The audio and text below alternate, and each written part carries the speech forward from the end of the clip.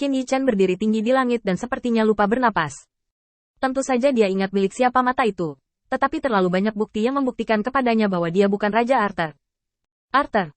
Gadis yang pernah duduk berdampingan dengan dirinya sendiri, memandangi bintang-bintang, dan mengungkapkan cita-cita luhurnya. Gadis berwajah polos yang rela mengambil risiko demi teman-temannya. Orang yang membuat Gilgamesh khawatir selama 3 tahun penuh. Sekarang kita bertemu lagi, itu sangat asing. Hanya pengingat lembut ini yang membuat Qin Yichen menemukan perasaan yang akrab dalam dirinya.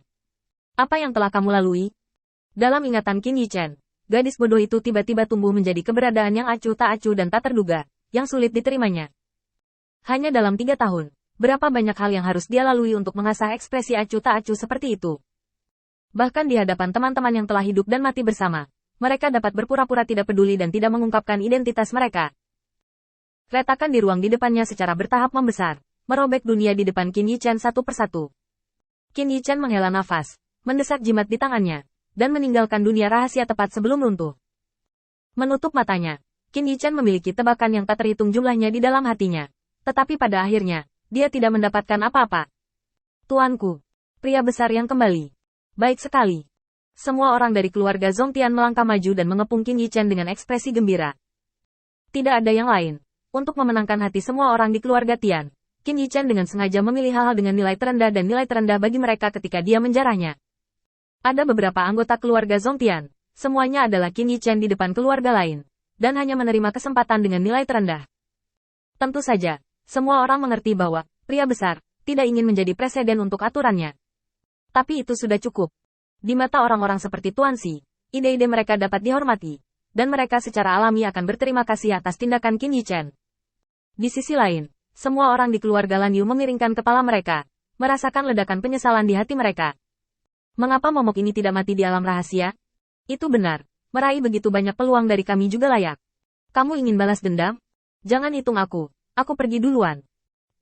Setelah pelajaran, Qin Yichen, semua orang di keluarga Lan Yu telah lama kehilangan semangat juang mereka. Ketika 10 orang menghadapi orang besar, mereka hanya perlu menunggu untuk mati. Siapa yang dapat menjamin bahwa jika mereka bergabung, mereka pasti akan memiliki efek, bukannya dicekik oleh orang besar, menggunakan metode aneh. Qin Yichen tiba-tiba keluar dari keluarga Zongtian dan menatap keluarga Lan Yu. Sepertinya kamu sedikit tidak bahagia. Jika kamu tidak keberatan, aku bisa memberitahumu kabar baik untuk membuatmu bahagia.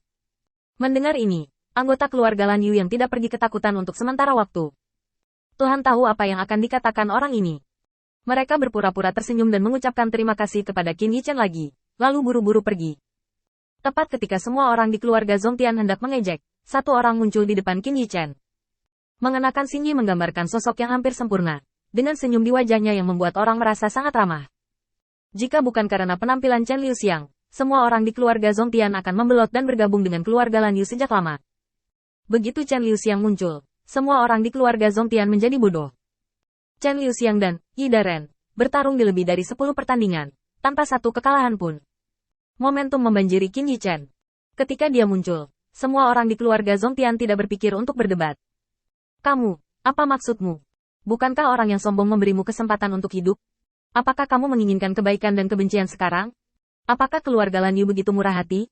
Meskipun beberapa orang di keluarga Zongtian angkat bicara, mereka agak kurang percaya diri.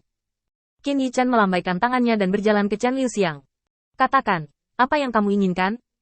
Chen Liuxiang meletakkan tangannya di belakang punggungnya, menundukkan kepalanya dan berjalan selangkah di depan Qin Yichen, tiba-tiba mengangkat kepalanya dengan senyum di wajahnya. Jangkau dan tunjuk bahu Qin Yichen. Demi adikmu dan adikmu, kali ini aku tidak akan menusukmu di kepala. Aku akan melapor kembali ke keluarga Yue. Aku akan menemukanmu ketika aku punya waktu. Kamu lebih menarik bagi saudara perempuanku daripada sebelumnya. Setelah berbicara, Chen Liuxiang dengan rapi berbalik dan mengikuti pasukan besar keluarga Lan Yu. Jantung Qin Yichen berdetak kencang. Itu tidak buruk. Untung aku tidak langsung pergi. Biarkan Chen Liuxiang salah paham bahwa dia masih peduli dengan keselamatannya. Qin Yichen juga sedikit terdiam. Jika bukan karena dia melihat Raja Arthur, Qin Yichen tidak ingin meninggalkan hidupnya. Awalnya, saya ingin mendapatkan lebih banyak informasi dari mulutnya, tetapi saya tidak berharap itu disalahpahami secara tidak sengaja. Selain itu, melihat situasi ini, tidak dapat dihindari untuk bertemu dengannya secara pribadi. Qin Yichen membantu dahinya tanpa daya. Patriark Zongtian tiba-tiba muncul di samping Qin Yichen, suaranya sangat rendah. Ikut denganku. Setelah selesai berbicara, Patriark Zongtian terbang menuju menara pendakian Zongtian. Qin Yichan mengikuti dengan cermat. Kali ini kamu telah memperoleh banyak hal di alam rahasia. Jika kita melakukan ini, keluarga Zongtian kita pasti akan menjadi salah satu pilar tuan kecil, dan akan ada banyak manfaat pada saat itu. Jika kamu bisa melakukan ini untukku, maka aku tidak keberatan menjadikan keluarga Zongtian sebagai pengikutmu. Qin Yichan memiliki beberapa tebakan di dalam hatinya. Apa yang Liu Xuang katakan padamu? Patriark Zongtian menghela nafas. Dia tidak mengatakan apa-apa. Dia dikutuk dan dia tidak akan hidup lama. Dia menawarkan diri untuk memberikan ingatannya untuk membantu keluarga Zongtian saya bangkit. Qin Yichan merasa mati rasa ketika mendengarnya. Sukarelawan. Orang normal tidak akan rela melepaskan ingatannya untuk hal seperti itu. Rahasia pembacaan jiwa di sekte pembunuh dewa semuanya harus dibayar dengan nyawa. Berpikir bahwa dia dikutuk pada awalnya. Bahkan jika itu adalah peluang 1/10.000, dia tidak memilih untuk menyerah. Kutukan pada Liu Xuang tidak sebaik kutukan yang ditinggalkan oleh Ares, Dewa Perang. Bahkan jika sulit untuk retak, itu tidak akan terburu-buru, sampai tidak berdaya. Oleh karena itu, satu-satunya kemungkinan adalah Liu Xuang terpaksa menyerahkan nyawanya. Saya tidak berharap Patriark Zongtian ini menjadi sedikit lebih kejam dari yang saya kira. Jika dia duduk di posisi Patriark Zongtian, pilihan Qin Yichan tidak jauh berbeda dari Patriark Zongtian. Bagaimanapun, hal besar seperti itu terjadi di alam rahasia. Semakin cepat Anda mengetahui apa yang terjadi di dalam, semakin cepat Anda dapat merespons. Dan Liu Xuang terluka parah dan dikutuk. Ketika dia pulih dari cedera dan mengatakan semua ini, saya takut bunga bakung akan menjadi dingin. Metode rahasia pencarian jiwa sangat diperlukan. Tapi Qin Yichan bukan penduduk asli dunia ini. Dengan fondasi besar dari 3.000 latihan Tao, Qin Yichan dapat menjamin untuk meninggalkan hidup Liu Xuang untuk membaca memori. Atau karena kurangnya kemampuan, kita hanya bisa memilih metode ini. Qin Yichan menghela nafas dalam hatinya.